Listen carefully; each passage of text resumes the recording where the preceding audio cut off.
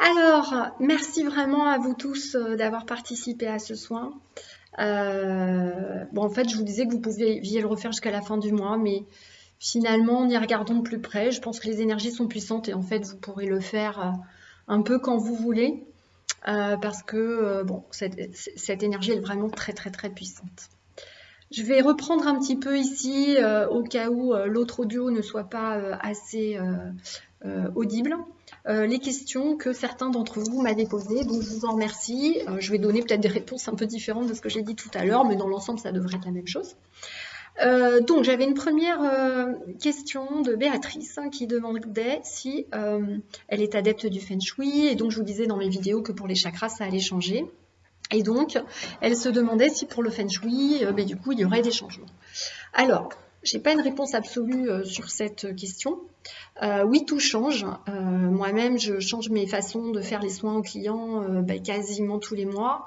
En fait, tous les soirs, je me nettoie, tous les matins, je me nettoie, et après, j'écoute ce qu'on me dit. En fait, j'écoute la nouvelle énergie, puis je regarde ce qui se passe dans mon corps, je regarde ce que ça change.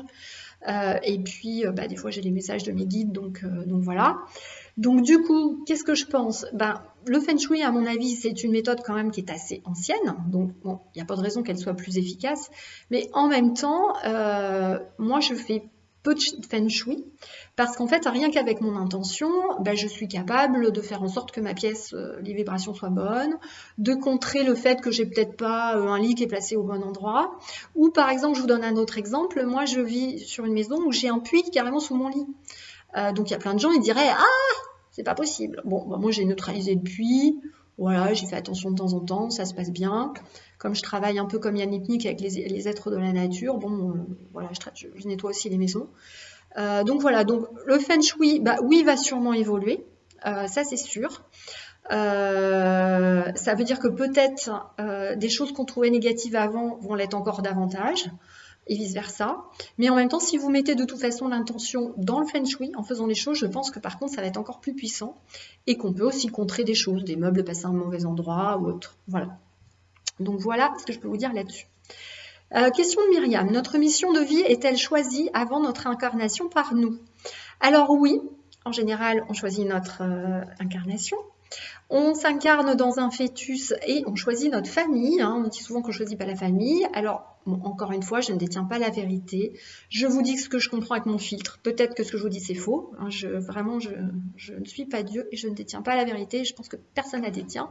Moi, ma compréhension, je suis assez proche de celle du film de Nos Solars de Chico Ravier. Je vous donne mon histoire. Moi, très clairement, j'ai choisi cette famille pour venir nettoyer le transgénérationnel, sachant que j'étais capable d'aller dans cette famille difficile, avec des secrets de famille, avec plein de choses. Et je suis venue nettoyer le transgénérationnel au niveau des femmes, et aussi j'avais du transgénérationnel au niveau des hommes. Et je suis venue aussi réconcilier des dons entre deux familles, des dons d'un côté de sorciers et d'autres de guérisseuses. Et donc on choisit avant de venir. La seule chose, c'est qu'une fois qu'on s'incarne, on ne se rappelle plus de tout ça, puisqu'on n'a plus la connexion spirituelle. Donc l'ego humain revient, et en fait, tout le défi durant cette vie, c'est d'arriver à tomber l'ego, de se dire que tout ce qui est difficile, en fait, si ça nous arrive, c'est qu'on est prêt à le dépasser, qu'on va pouvoir aller plus loin, et que donc, vous serez en capacité d'avancer sur votre chemin de vie. Mais on peut faire une vie, on n'est pas en mesure de faire ça. C'est le cas souvent de nos parents. Nos parents sont une génération qui ont eu une enfance extrêmement compliquée, voire des violences ou autres. Donc pour eux, ça a été très très compliqué. Et remplir sa mission de vie dans ces conditions-là, c'est pas facile. Donc voilà, on peut aussi ne pas la remplir. Mais a priori, oui, on l'a choisi quand même avant de s'incarner. Avons-nous un ou plusieurs guides pour notre incarnation? Oui. Donc moi j'ai un guide principal. Donc en général vous avez un guide principal. C'est un homme ou une femme. Il vous accompagne toute votre vie. C'est pour ça que je voulais vous reconnecter avec. Aujourd'hui, donc, nos guides souhaitent qu'on communique avec eux, les anges, les archanges, etc. Alors après, il y a des gens, ils vont dire c'est vrai, c'est faux, ça n'existe pas. On s'en fout. De toute façon, s'il y a plein de gens qui ont cru à un moment donné à ça, ils l'ont créé et ça existe, puisqu'on est capable de créer des énergies. Donc, dans tous les cas, on vit dans une matrice, c'est comme dans Matrix.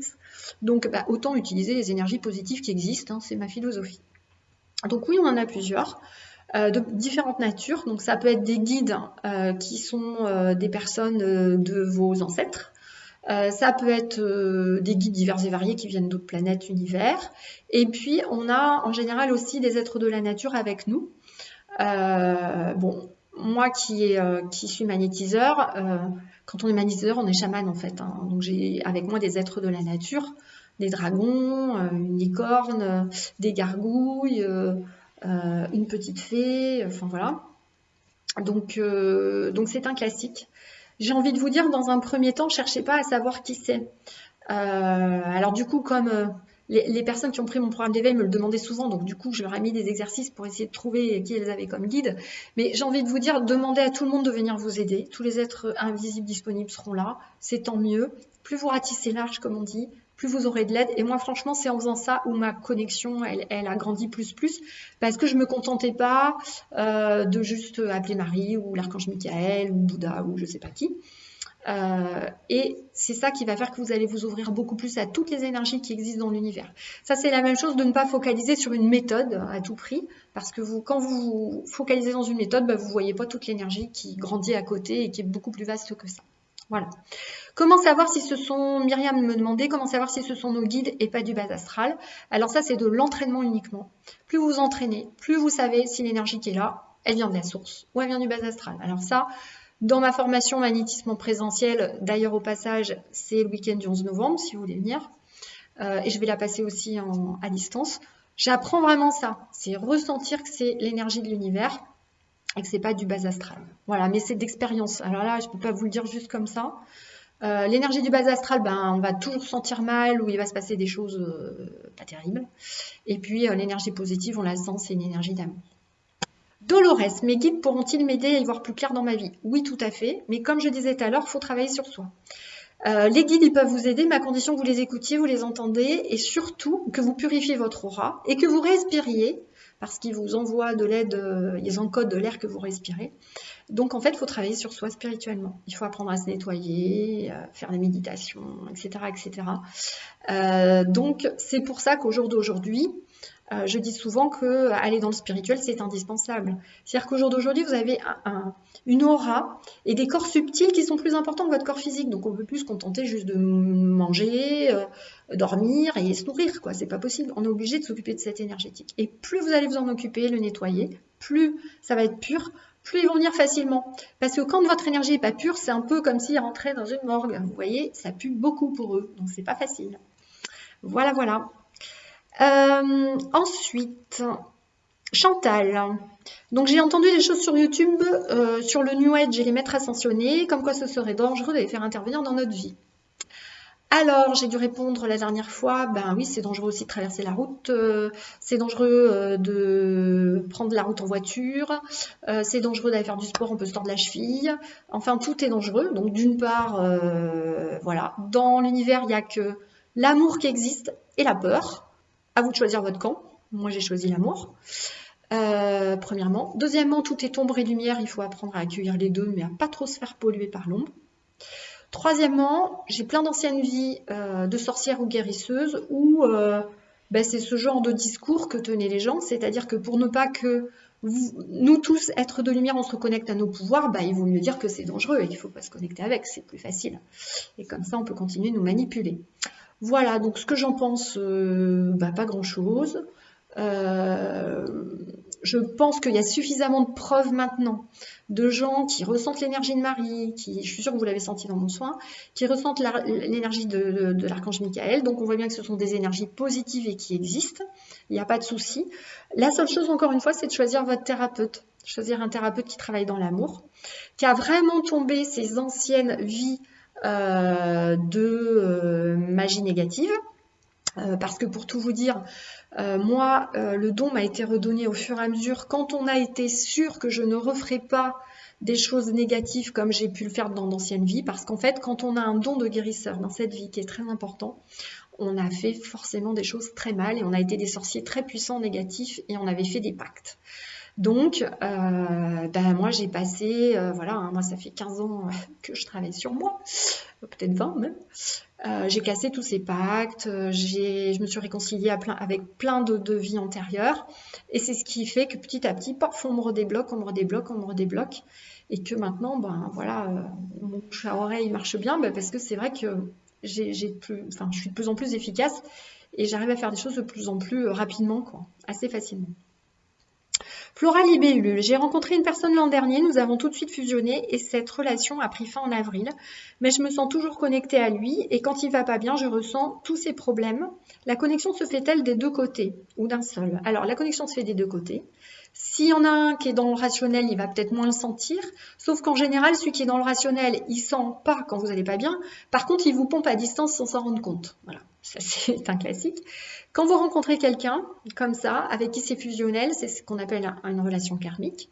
Quand vous rencontrez une relation karmique, je vous ferai une autre vidéo sur le sujet. Bon, ceux qui ont pris mon programme d'éveil déjà ont tous les exercices pour le faire, pour nettoyer les liens karmiques. Donc, un lien karmique, c'est un lien extrêmement puissant. Quand vous le rencontrez, c'est comme si vous le connaissiez depuis toujours, ou la connaissiez depuis toujours. Vous ne pouvez pas résister. C'est très puissant. C'est une rencontre d'âme à âme. Vous avez prévu de vous retrouver parce qu'à un moment donné, vous êtes bloqué dans votre vie.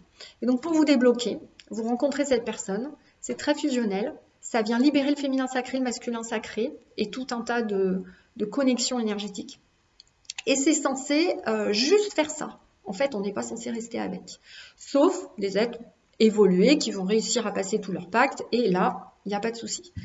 Mais en général, bah, c'est juste pour permettre ça, pour que vous grandissiez, que vous vous sentiez mieux après, etc. Même si sur le moment, c'est très dur à couper un lien karmique. Mais bon, maintenant, on a une énergie avec laquelle c'est quand même plus facile de le faire par rapport à avant. Donc voilà. Donc souvent, bah, le lien karmique, c'est plutôt un lien de dépendance. Hein. C'est ce qui nous fait dire que c'est pas notre âme sœur à terme. C'est-à-dire que ça a beau être très très puissant, vous croyez que c'est de l'amour, mais en fait non, c'est un lien de dépendance. Donc dès que vous n'êtes pas avec la personne, vous n'êtes pas bien. Il peut y avoir des phrases qui tournent dans votre tête, etc. Ça peut aller, ça vous met en général dans des états dépressifs, ça c'est clair. Et vous êtes dans un lien de dépendance. Or, la nouvelle énergie, là, 2019, nous demande de rencontrer les liens karmiques qu'on a besoin de nettoyer, donc vous allez en rencontrer, de les nettoyer, voilà, donc d'arriver à couper, et c'est ça qui n'est pas facile. Mais c'est vrai que derrière, moi, clairement, mes dons, ils ont explosé derrière, quoi. Voilà, ça a été spectaculaire.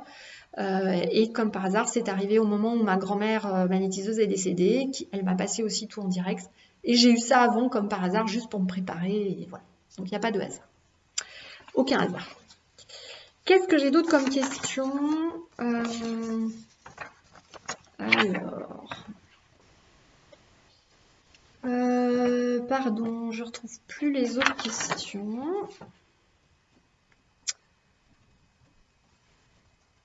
Bon, bah, je crois que c'est tout. Est-ce que j'en avais là? Ah oui, Virginie, j'avais une question de Virginie.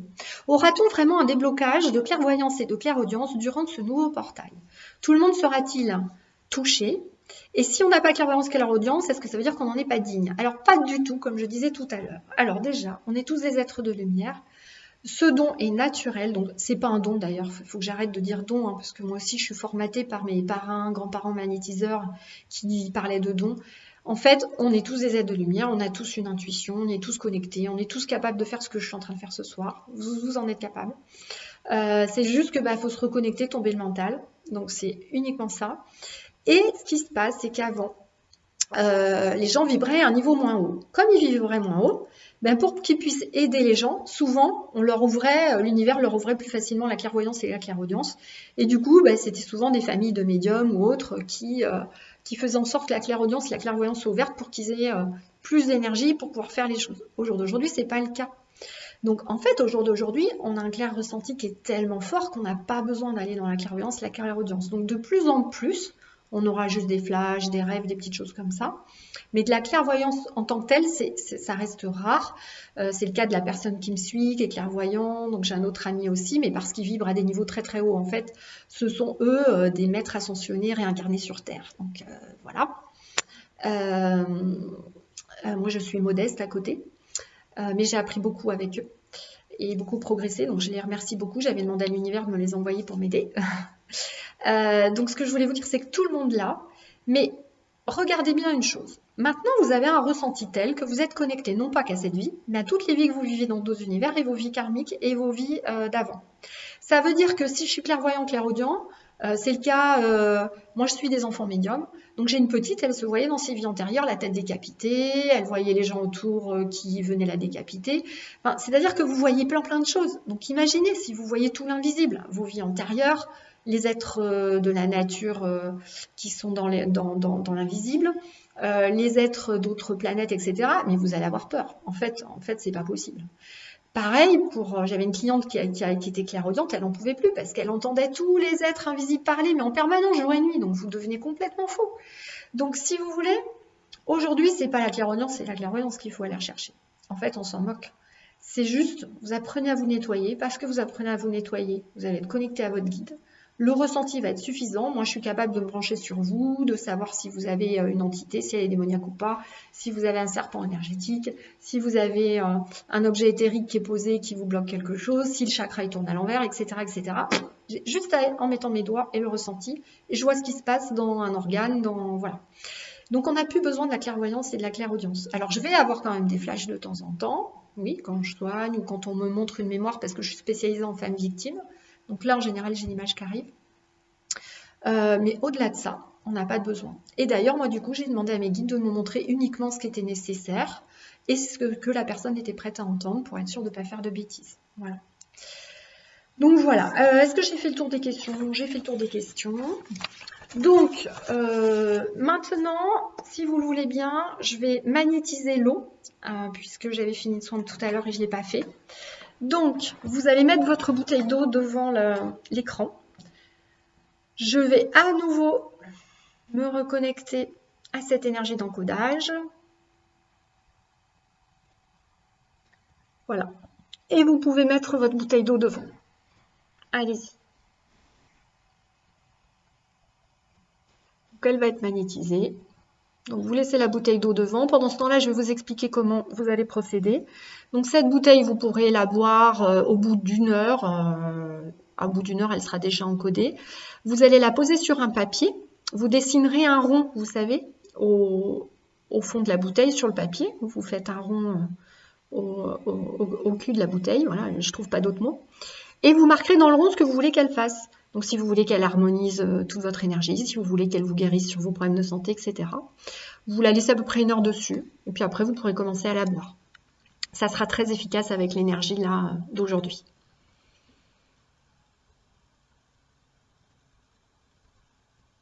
Alors, ça diffuse encore. Là, il y a les codes qui sont en train de passer parce que je sens que c'est plus puissant. Donc, je vous dirai quand ça commence à diminuer, mais là, ça ne diminue pas, ça se renforce. Voilà, donc ça va encoder votre eau.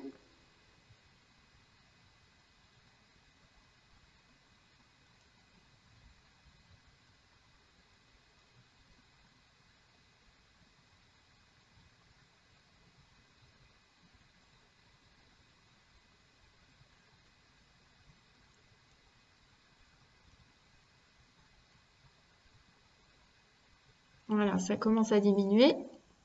On va laisser encore un peu faire.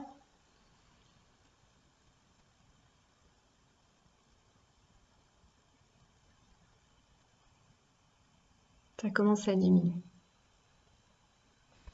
Voilà. Donc, je vous invite à nouveau. Je remercie, moi, tous les aides de l'univers qui sont venus dans mon cabinet, qui m'accompagnent depuis 2 jours, parce que moi, ça fait 2 jours que je dors peu, tellement j'ai une énergie au max. D'habitude, je dors comme un bébé juste en me nettoyant, mais là, même en me nettoyant, j'ai senti qu'ils m'ont monté des énergies au maximum. Donc, merci encore à vous, vraiment, merci de votre bienveillance sur ce problème technique que j'ai eu. Bon, je ne suis pas une pro en informatique, hein. C'était mon premier vraiment live. Voilà. Merci à vous. Donc, n'hésitez pas à refaire ces exercices, à vous entraîner. Je vous souhaite vraiment plein de bonnes choses. Souvenez-vous que voilà, vous êtes vraiment un être de lumière et vous pouvez créer votre vie. Vous pouvez avoir une vie heureuse. Et pour cela, il faut juste travailler un tout petit peu sur soi. Oser faire des changements, oser prendre des nouvelles directions et oser couper des liens de dépendance. Voilà. Merci beaucoup. À bientôt. Et l'univers vous aime et je vous aime. À bientôt.